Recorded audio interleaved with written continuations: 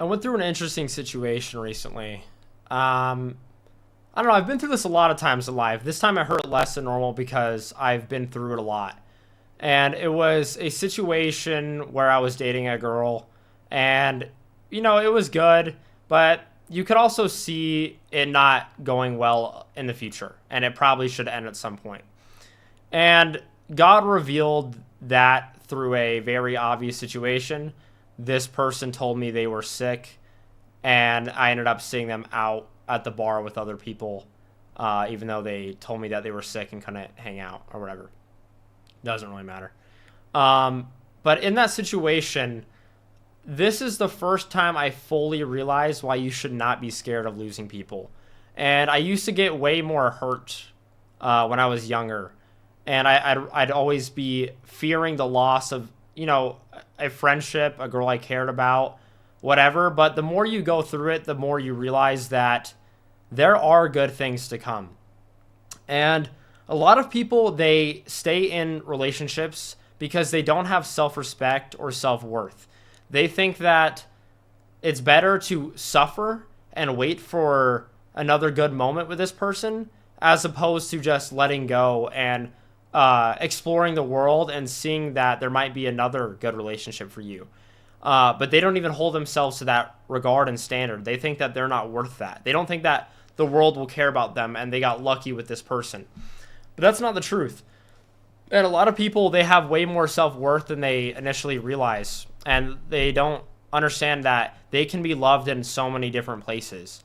And that there will always be, if you could have that kind of bond with this person that you thought was good, you can have an even more special one with somebody else. And so I think that a lot of people need to take time to dissect why they don't have self-worth and maybe start doing things to improve their own life to hold themselves in a high regard. Hitting the gym, spending more time outside, spending time around people that make you realize your worth. And, that was one of the things that helped me out the most was, after the situation, I wasn't really sad. I was just like kind of bummed or whatever. But then I spent time with some of my friends and they're like, dude, you're chilling, bro. Like fucking, kind of like a wake up call, slapping you in the face, helping you realize that your worth is much more than you think it is at that time. And that is why you do need a good circle around you. But also the ability to do that on your own, even if I didn't have friends in my life, to be able to ground yourself and realize that everything will be okay sooner than you realize it. And there's that obvious quote. I kind of do that a lot in this channel. I explain obvious shit, but I think a lot of people need to hear it in certain regards that are actually relatable. But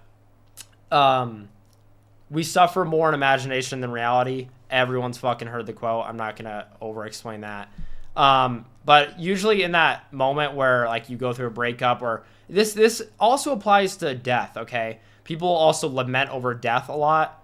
And I'm actually going to explain that a little bit more in another video. But people lament over things and they don't actually consciously take the time to be grateful for what's in front of them. So a lot of people have so many opportunities in front of them and so many people around them that love them, and they'll deal with the heartbreak and they don't realize how much that they are impacting other people. And like, dude, yeah, whatever, it sucks that you lost a person, but you can be a catalyst for so much more good things in your day-to-day. So the day that you were spent, lamenting and being heartbroken over something, you could have been helping somebody out through a struggle they were going through and been the person to uplift them. You should take pride in being that person who can be the helping hand. It's almost like some Jesus symbolism or something, be the hand that helps lift others up. And there's this certain feeling that you get, and I'm not saying that people should chase this because you should put in effort to relationships. Like you shouldn't want them to end, like you should be a person who values the bond that you have with a person, but it should not get to a point where you're being disrespected for the good things that you offer, and people that don't see you right and are lying to you and not putting an effort back, and they don't really value you. Like, I had this thought on my drive home before I started filming this video.